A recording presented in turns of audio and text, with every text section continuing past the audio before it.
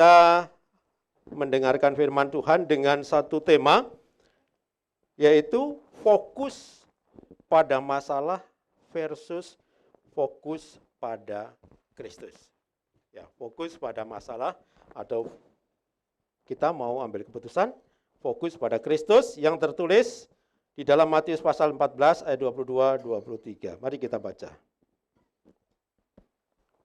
Matius pasal 14 ayat 22 sampai 33. Yesus berjalan di atas air. Sesudah itu, Yesus segera memerintahkan murid-muridnya naik ke perahu dan mendahulunya ke seberang. Sementara itu, ia menyuruh orang banyak pulang.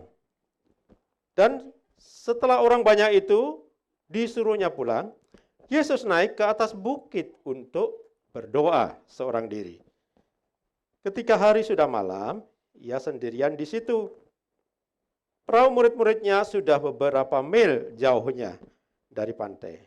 Dan diombang-ambingkan gelombang karena angin sakal.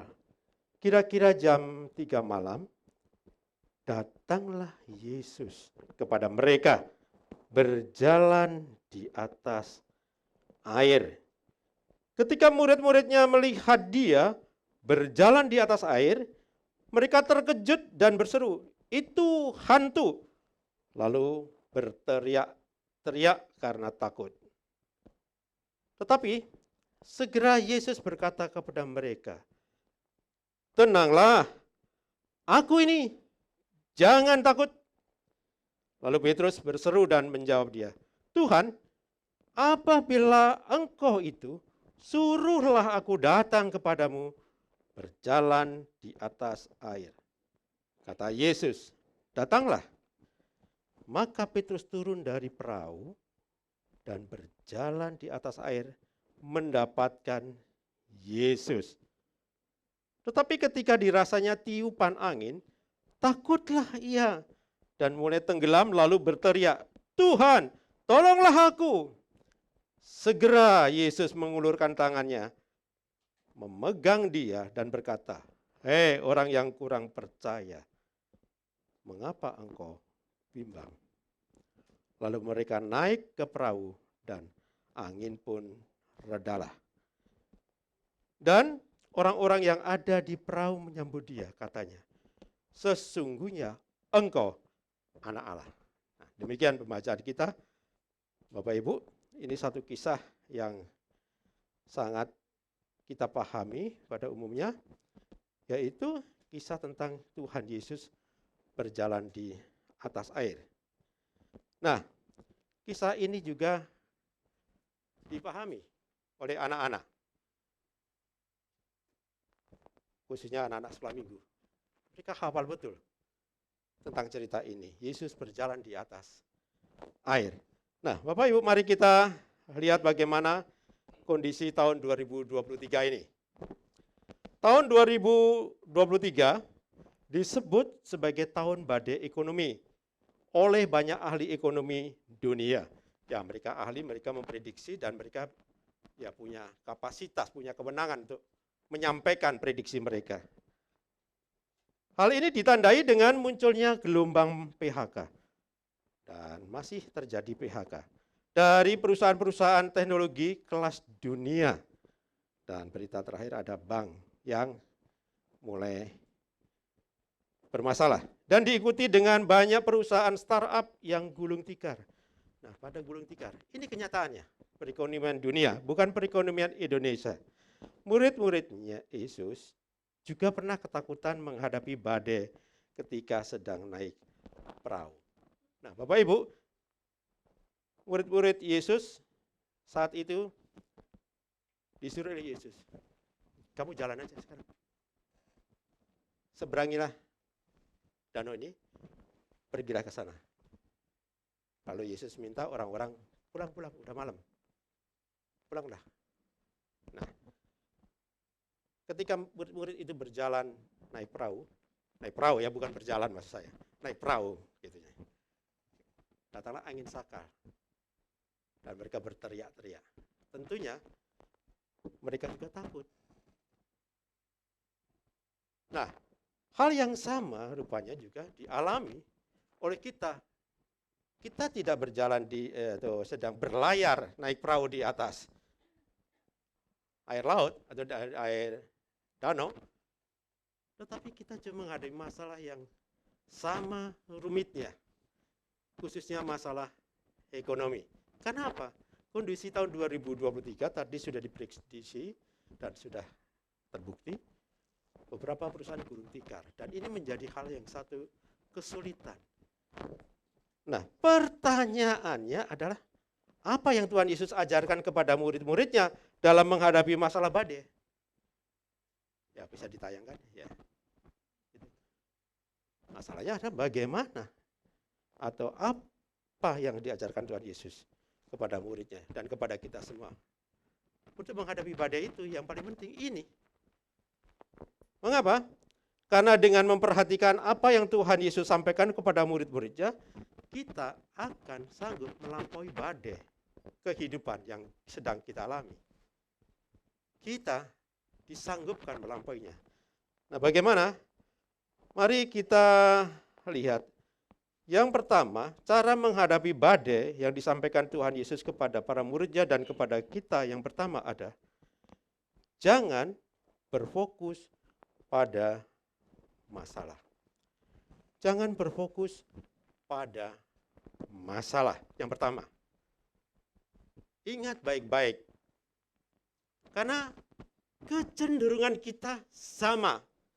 Kalau lagi menghadapi masalah itu, yang pertama kali paling sering dipikirkan, paling sering dirasakan, paling sering terus teringat, terngiang-ngiang dalam hidup kita adalah, ini masalah. Aku menghadapi masalah. Memang kita sedang menghadapi masalah, tetapi Tuhan mengajarkan pada bagian ini supaya kita tidak berfokus pada masalah. Realitanya kita benar-benar menghadapi masalah. Ya jangan dia bilang, enggak menghadapi masalah. Enggak, kalau memang menghadapi masalah, akuilah menghadapi masalah. Tetapi jangan berfokus kepada masalah. Lalu fokusnya kepada siapa? Mari kita baca berikut ini. Tuhan Yesus mengajarkan agar kita jangan fokus kepada masalah, karena itu bukanlah solusi yang terbaik. Kalau kita terus fokus pada masalah, pikiran, perasaan kita, bahkan kehendak kita hanya memikirkan dan berkehendak kepada masalah saja, masalah tidak akan terselesaikan. Lalu bagaimana? Tetapi Tuhan Yesus meminta agar setiap kita orang percaya lebih berfokus kepadanya, berfokus kepada Tuhan Yesus, dan beriman bahwa Tuhan kita lebih besar dari masalah yang kita hadapi. Jadi kita yakin kita menghadapi masalah, bagi kita masalah itu sangat besar. Ukuran masalah berbeda-beda, tapi biasanya kecenderungan kita ini sebagai manusia itu merasa masalah saya paling besar. Masalah kamu belum seberapa, masalah saya. Nah, kalau sama-sama ketemu duduk lalu cerita masalah, masing-masing menganggap dirinya masalahnya paling besar. Tetapi ingatlah, dalam situasi itu kita punya Tuhan Yesus, dan Tuhan Yesus berkata, Tuhan Yesus itu lebih besar dari semua masalah kita. Nah, kalau kita fokus pada masalah bagaimana? Nah, Bapak Ibu, jangan berfokus pada masalah. Mengapa? Karena Tuhan Yesuslah yang memerintahkan para muridnya menyeberang danau tersebut. Ingat, kita ini di dalam menghadapi masalah ada Tuhan Yesus. Para murid itu menyeberang danau itu dan menghadapi masalah itu atas perintah Tuhan Yesus. Kalau Tuhan Yesus yang memerintahkan, Tuhan Yesus sudah tahu bahwa di depan para murid akan menghadapi masalah. Mengapa? Karena dia yang memberi perintah kepada muridnya. Apa Tuhan Yesus tidak tahu kalau tahun 2023 ini kita akan menghadapi masalah perekonomian yang sedemikian mengerikan ini? Tentu tahu. Tetapi Tuhan minta jangan berfokus kepada masalah. Kitab Matius dan kitab Markus mencatat itu. Tuhan Yesus memerintahkan para muridnya menyeberang. Jadi mereka menyeberang itu bukan atas kehendak sendiri. Kita juga menghadapi semuanya ini juga disertai oleh Tuhan. Ada Tuhan. Kalau Tuhan Yesus yang memerintahkan mereka pergi, Tuhan Yesus tahu mereka akan menghadapi masalah, Tuhan Yesus juga bertanggung jawab atas kehidupan mereka supaya keluar dari masalah. Tuhan Yesus itu bukan pribadi yang cuek, masa bodoh. Tuhan Yesus itu bukan pribadi yang santai-santai saja, suruh-suruh aja terserah menghadapi masalah, mau ribut lah, mau apa terserah kamu aja, hadapi sendiri. Bukan begitu. Tuhan Yesus ada pribadi yang peduli. Tuhan Yesus itu pribadi yang memperhatikan kita. Tuhan Yesus tidak melepaskan kita begitu saja. Tuhan Yesus itu perhatian. Tuhan Yesus itu peduli. Bagaimana Tuhan Yesus itu peduli? Tuhan Yesus itu perhatian pada kita. Ingat Bapak Ibu, ketika muridnya menyeberang, orang-orang yang berkumpul dengan dia disuruh pulang. Dia tinggal seorang diri. Apa yang dia lakukan? Berdoa. Tuhan Yesus itu berdoa. Berdoa untuk siapa? Salah satu poinnya adalah walaupun tidak dicatatkan di dalam kitab Matius, Markus, dan Yohanes, tapi saya yakin salah satu poin berdoanya adalah berdoa untuk murid-muridnya. Kenapa? Karena Tuhan Yesus tahu sebentar lagi murid-muridnya akan menghadapi badai yang sangat besar, angin sakal yang menggombang-ambingkan kehidupan mereka di tengah danau.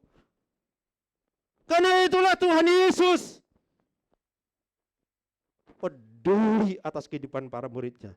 Dia naik ke atas gunung dan dia berdoa. Bapak Ibu, jangan pernah punya pemahaman, apalagi punya keyakinan. Tuhan Yesus kok cuek-cuek aja. Tuhan Yesus kok masa bodoh dengan kehidupan saya. Masalah saya sudah begitu ruwet. Saat ini saya hampir tenggelam seperti Petrus. Masalahnya begitu terlalu berat. Kenapa Tuhan Yesus cuek-cuek saja? Mengapa pertolongan tidak segera datang? Mengapa? Dan begitu banyak mengapa. Bapak Ibu, dalam pengalaman hidup saya dilatih untuk tidak bertanya mengapa kalau hal itu terjadi.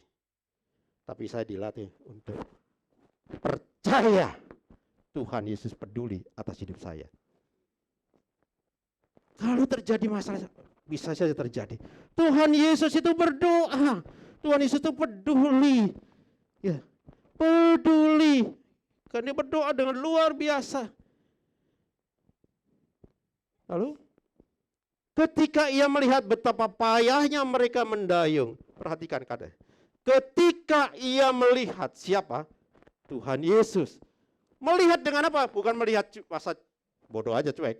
Tapi dia melihat betapa payahnya mereka mendayung karena angin sakal. Maka kira-kira jam 3 malam ia datang. Tuhan Yesus itu datang pada waktu yang tepat. Jam 3 malam. Ketika angin sakal itu mengombang-ambingkan kapal mereka yang siap untuk menenggelamkan mereka, para murid-muridnya. Dan Tuhan Yesus berjalan di atas air. Mungkin bagi kita Tuhan Yesus berjalan di atas air itu biasa saja. Tapi mari kita lihat demikian. Yang pertama tadi Tuhan Yesus itu peduli. Dalam bagian pertama. Dua, Tuhan Yesus itu yang kedua. Atau B, bagian B dari poin pertama adalah Tuhan Yesus itu sedang menunjukkan pribadinya adalah pribadi yang berkuasa. Ia sedang mengajarkan kepada murid-muridnya supaya percaya kepadanya, mengingatkan akan hal-hal yang dilakukannya. Sebelum peristiwa Yesus berjalan di atas air, Tuhan Yesus itu telah memperlihatkan kepada para muridnya dan kepada orang banyak, bahkan kepada 5.000 orang dengan 5 roti dan 2 ikan. Tuhan Yesus mencukupkan semuanya. Sisa 12 keranjang. Kalau sekarang sisa 12 keranjang dibungkus, bawa pulang. Ibu-ibu jangan tersindir ya. Ya, kalau sekarang Tuhan Yesus datang, peduli, datang, dan memperlihatkan, aku berjalan di atas air. Yang pertama, menunjukkan bahwa ketika 5 roti dan 2 ikan itu adalah jumlah yang sedikit. Jumlah yang tidak mencukupi dalam pemahaman manusia. Tetapi di tangan Tuhan Yesus itu menjadi mujizat yang sangat besar. Memberkati 5.000 orang dan sisa 12 keranjang. Di tengah-tengah badai laut itu Tuhan Yesus peduli. Tuhan Yesus datang. Tepat pada waktunya jam 3 pagi. Di tengah angin sekali itu. Dan Yesus berjalan di atas air. Artinya Tuhan Yesus menunjukkan kekuasaannya dia. Kemahakuasaannya. Bahwa dia mengendalikan segala alam semesta. Semua ditaklukkannya. Kalau manusia tenggelam, dia berjalan di atasnya. Artinya dia berkuasa atas badai. Atas masalah yang kita hadapi sekarang ini. Jadi berjalan di atas air bukan hal yang biasa. Berjalan di atas air itu luar biasa. Percayalah pada Tuhan Yesus. Dia Allah yang Maha Kuasa. Dia mengendalikan alam dan semuanya kejadian. Dia ada dalam kendalinya. Tuhan Yesus. Percayalah pada Tuhan Yesus.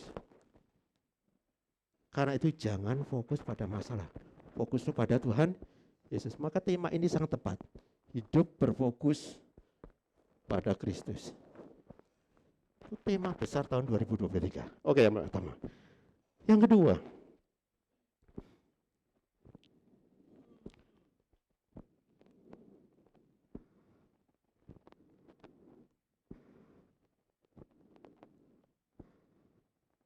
sebentar. Ya. Yang kedua, jangan memperhatikan sekeliling. Jangan memperhatikan sekeliling. Nah, sekeliling itu apa? Kecenderungan kita memperhatikan masalah kita. Sekeliling para murid itu apa? Sekeliling para murid, mari kita lihat ayat yang ke-40. Ayat yang ke-40. Maaf. Ayat yang ke-30, mohon maaf salah bicara. Ayat yang ke-30. Ayat yang 30 kata demikian. Tetapi ketika dirasanya tiupan angin, takutlah ia dan mulai tenggelam, lalu berteriak, Tuhan tolonglah aku. Kecenderungan kita memang begitu sama seperti mereka. Memperhatikan sekeliling, lalu teriak. Teriak, Tuhan tolonglah aku. Baguslah kalau begitu. Tuhan tolonglah aku. Kalau umpamanya datang kepada orang pintar. Orang pintar, tolonglah aku. Kepada paranormal. Paranormal, saya datang, saya punya masalah. Tolonglah aku. Tapi Tuhan Yesus tidak demikian. Mengajarkan, Tuhan Yesus mengajarkan supaya kita jangan memperhatikan sekeliling. Lalu Tuhan Yesus apa? Tuhan Yesus juga mengajarkan agar kita belajar untuk tidak terlalu terpengaruh. Ini betul. Memang kita menghadapi krisis dan kita merasakannya betapa tidak nyamannya. Kita sungguh-sungguh merasakannya oleh keadaan yang ada di sekeliling kita. Benar kita ngalami. Tidak nyaman kita, tetapi kita yakin bahwa Tuhan sanggup mengubah semua keadaan yang terlihat mustahil menjadi mungkin. Justru di saat-saat yang kelihatan seperti itu adalah kesempatan untuk mengalami mukjizat Tuhan. Di saat kita diperhadapkan dengan situasi yang sulit, situasi yang mepet, yang akan menenggelamkan hidup kita. Di saat itu kalau kita berfokus pada Kristus, kesempatan kita mengalami mukjizat besar dari Allah. Bukannya kita malah menyerah, mundur. Situasi ekonomi global memang diprediksi akan terus memburuk dan terus masih terjadi sekarang. Tetapi percayalah bahwa Tuhan berjanji akan selalu menyertai di setiap musim hidup kita. Dia berjanji menyertai. Fokuskan hidup hanya kepada Yesus yang berjanji menyertai kita dan memberikan jalan keluar tepat pada waktunya. Nah, yang kedua, jangan memperhatikan sekeliling. Mereka diombang-ambingkan ke lubang, mereka terpengaruh. Termasuk Petrus juga. Lalu apa? Takut dan siap tenggelam. Yesus berkata, tenanglah, tenanglah, aku ini, jangan takut. Yang pertama, bersikap tenang. Walaupun menghadapi badai hidup, kita tenanglah. Dan ketenangan itu hanya didapatkan kalau kita ada di dalam Tuhan. Ada di dalam Tuhan ketenangan. Tapi Tuhan Yesus berkata, aku ini, jangan takut. Ketika murid ini melihat kanan kiri semuanya badai dan hampir menenggelamkan dia, Tuhan Yesus berkata, aku ini di saat situasi yang begitu menakutkan. Situasi kanan kiri atas bawah semua menakutkan. Tuhan Yesus berkata, aku ini. Artinya apa? Tuhan Yesus mengajak semua kita supaya apa? Melihat Yesus, mengarahkan pandangan matanya kepada Yesus saja. Aku ini, tenanglah, aku ini. Supaya apa? Lihat, aku berjalan di atas air. Jangan takut. Tuhan Yesus ketika murid-muridnya beralih kepada situasi sekeliling yang begitu menakutkan dan hampir menenggelamkan, Tuhan Yesus menyedot supaya semua murid itu bukan memperhatikan sekeliling, tapi fokuslah, aku ini. Lihatlah aku, perhatikanlah aku. Aku berjalan di atas badai. Jadi Tuhan Yesus itu menunjukkan kepada dirinya sendiri, bukan kepada orang lain. Karena itu sekali lagi, fokuslah pada Kristus. Maka kita di dalam Kristus, sekalipun kita belum selesai mengalami badai, tetapi hidup kita tenang. Tidak tidak pusing, tidak puyeng, ya nggak tentu ngalami berdampak ya, ngalami terasa lah, ya. Tetapi tenang di dalam Tuhan, tenang di dalam Tuhan. Ingat, ketika lihat kedua dia di mau tenggelam, aku ini atau ini aku, lihatlah. Dan Tuhan Yesus sedang menunjukkan kekuasaannya sekali lagi saya. Dia mengatasi semuanya. Kalau kamu tenggelam, kalau aku enggak, aku berjalan di atas air. Aku berkuasa atas alam semesta ini. Aku berkuasa juga atas hidupmu. Maka jadilah tenang. Jadilah tenang. Tadi ada ayat Matius 11 ayat 28. Apa? Kalau engkau datang kepadaku, marilah kepadaku yang letih lesu, yang berbeban berat. Maka aku akan berikan kelegaan bagimu. Ketenangan itu kita dapatkan di dalam Tuhan Yesus. Kan gak ada manusia yang gak terdampak krisis ekonomi. Tetapi kita bisa menjalaninya dengan tenang di dalam Kristus, bukan di luar Kristus. Tuhan Yesus tidak mengajarkan kepada siapa-siapa. Karena itu Bapak Ibu, siapa yang Ibu lihat? Siapa yang Bapak dengar? Berita-berita apa yang Bapak dengar? Memang kita bisa mendengar dari TV, berita-berita yang lainnya bisa dari media sosial, membaca, melihat TV dan semuanya, prediksi-prediksi semuanya. Tetapi ketika Yesus, aku ini atau ini aku, itu artinya tuh, dengarkan perkataanku, lihatlah aku, lihat apa yang aku kerjakan saat ini.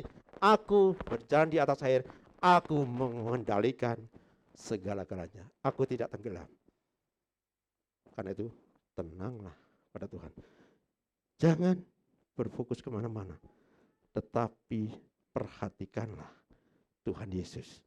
Kalau kita diombang-ambingkan oleh gelombang, maka kita akan tenggelam. Tetapi kita fokus pada Tuhan Yesus, maka kita akan merasa tenang. Pilihannya, Bapak Ibu mau tenggelam atau merasa tenang, ada di tangan Bapak Ibu. Mari kita pilih dengan tepat. Fokus pada Yesus. Yang ketiga, jangan bimbang. Nah, ketika para murid itu tenggelam, Petrus ini memang pribadi yang sangat unik. Dia spontan gitu ya. Salah satu sifatnya itu spontanitas. Tuhan, kalau memang itu engkau beri kesempatan aku jalan kepadamu. Tuhan Yesus bilang, datanglah. Lalu datang. Petrus datang. Petrus itu nggak menyadari bahwa ketika dia lompat dari perahu datang pada Tuhan Yesus, dia berjalan di atas air. Seharusnya dia sadar, oh saya berjalan di atas air. Tetapi justru ketika dia sadar, justru dia merasa khawatir. Lalu dia mau tenggelam. Lalu teriak, Tuhan, tolonglah aku. Dan Tuhan segera menolongnya. Dan Tuhan menyelamatkan Petrus. Bapak Ibu, kita mengenal istilah Tuhan Yesus itu juru selamat. Kenapa? Yang pertama, Tuhan Yesus itu memang juru selamat bagi kita karena Tuhan Yesus itu menyelamatkan kita dari dosa pindah kepada kehidupan yang kekal. Kapan? Pada saat kita percaya menerima Tuhan Yesus sebagai Tuhan dan juru selamat, kita dipindah, diselamatkan karena kita percaya mengakui Tuhan Yesus sebagai Tuhan dan juru selamat. Kita dipindahkan dari dosa, dipindahkan ke surga. Dari neraka dipindahkan ke surga. Itu juru selamat, menyelamatkan kita, memindahkan kita dari neraka ke surga. Maka kita beroleh kehidupan kekal. Tetapi juru selamat itu bukan soal memindahkan kita dari neraka ke surga. Juru selamat itu dalam kehidupan sehari-hari kita. Yaitu apa? Ketika kita menghadapi badai kehidupan, Tuhan Yesus adalah juru selamat. Ketika Petrus tenggelam, Petrus mati atau Petrus hidup? Petrus hidup karena ada Tuhan Yesus. Dan Yesus mengulurkan tangannya menyelamatkan. Artinya apa? Kalau kita menghadapi masalah seberat apapun, kita harus yakin saya dimampukan oleh Tuhan Yesus tetap bertahan, tetap hidup, tetap eksis. Karena itu kata-kata kita harus positif. Jangan berkata begini, waduh berat itu, mati aku. Jangan gitu. Jangan ada kata-kata mati aku. Tidak ada. Ketika Petrus mau tenggelam, Tuhan tolonglah aku. Lebih baik begitu. Kalau Bapak Ibu merasa pusing, puyeng atau gimana pun juga rasanya, teriaklah pada Tuhan Yesus. Tuhan tolonglah aku. Tidak pernah Tuhan Yesus menolak orang percaya minta tolong. Tuhan terus segera menolong. Petrus segera ditangkap tangannya. Tapi Tuhan bilang, kamu Petrus, orang kurang percaya, kemana kamu bimbang? Karena itu jangan bimbang. Jangan bimbang, bimbang khawatir atau takut. Ya, karena Tuhan itu adalah keselamatan kita. Apapun masalah kita, pergumulan kita, ujung-ujungnya kita tetap hidup. Oke, sekali lagi saya ulangi. Apapun masalah kita, betapa beratnya pergumulan kita, tapi ujung-ujungnya nanti kita tetap hidup. Amin. Karena apa? Karena Tuhan Yesus juru selamat kita. Tuhan Yesus menyertai kita. Tuhan Yesus menyelamatkan kita dari badai kehidupan kita. Dan Petrus hidup, murid-muridnya hidup. Dan mereka selamat. Nah, Bapak Ibu, jangan bimbang, jangan bimbang. Cuma masalahnya kenapa bimbang? Coba kita lihat di dalam Markus pasal 6 ayat 52. Markus pasal 6 ayat 52. Mungkin ini masalahnya kita di sini seperti masalahnya para murid. Markus 6 ayat 52, sebab sesudah peristiwa roti itu, jadi peristiwa 5.000 orang itu, Yesus memberi makan roti dan ikan untuk 5.000 orang itu, mereka belum juga mengerti dan hati mereka tetap dekil. Bapak Ibu, itu artinya apa? Pengalaman hidup bersama Yesus itu mengajarkan supaya iman kita itu bertumbuh pada Kristus. Kalau kita bertumbuh pada Kristus, pengalaman yang lalu saya bertumbuh dari Yesus, saya lepas. Sekarang kita menghadapi masalah juga bertumbuh pada Kristus, bersandar pada Yesus, maka masalah ini juga diselesaikan oleh Tuhan Yesus. Dan tetap ada peran kita, bukan terus doa aja. Ya, tetapi Tuhan lepaskan kita. Karena itu ada satu hal yang perlu kita lepaskan juga dalam diri kita. Jangan sampai kita dekil. Apa itu dekil? Dekil itu apa ya? Ya, tapi saya baca kamus saja ya. Dekil itu tidak mau menuruti nasihat. Itu kata kamus. Kenapa dekil? Enggak nuruti nasihat sih. Nasihat siapa? Dablek lah gitulah. Nasihat Tuhan Yesus. Makanya kita kalau mau aman dalam menghadapi badai, jangan degil, bebal, apalagi tadi. Ya, gitu ya. Mari kita dengan pengalaman hidup dari kemarin-kemarin terjadi dan kita masih hidup. Kita melewati badai COVID-19 dan kita masih hidup. Sekarang kita mengalami krisis ekonomi dan kita masih hidup. Berarti kita percaya kita tetap akan hidup bersama Yesus. Tuhan Yesus menolong kita, karena itu berfokuslah pada Yesus. Tuhan Yesus sanggup memulihkan, Tuhan Yesus sanggup menyembuhkan, Tuhan Yesus sanggup menolong, dan Tuhan Yesus sanggup memberikan jalan keluar karena Dia Allah yang berkuasa. Dia mengendalikan hidup kita dan menjadikan anak-anaknya selamat dari masalah yang sedang dialaminya. Amin. Sebetulnya ada video, saya kurang tahu apakah bisa ditayangkan video ini. Sekiranya memungkinkan, boleh ditayangkan video ini kebiasaan kita.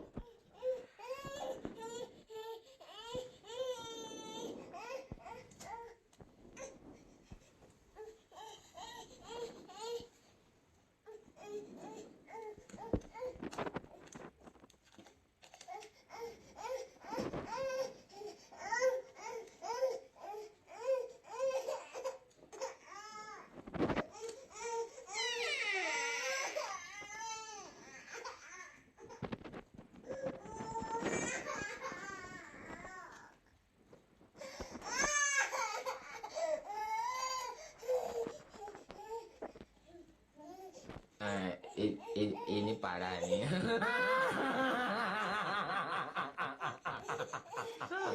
Tenang.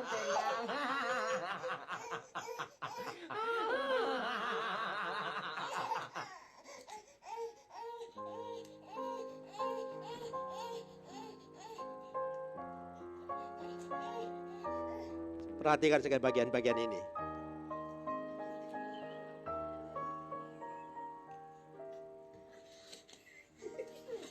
Lihat wajahnya.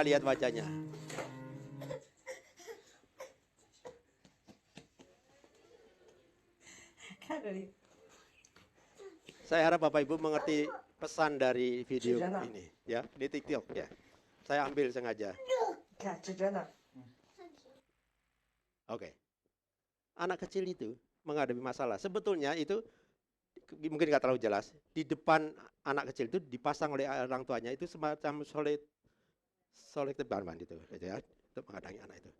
Apa bapaknya jahat? Bapaknya sedang melatih supaya anaknya kuat, satu. Kedua, bapaknya sedang melatih anaknya supaya anaknya berhikmat dengan masalah itu. Pertama dia seruduk sini nggak bisa. Lama-lama dia melihat, oh, ada jalan keluar.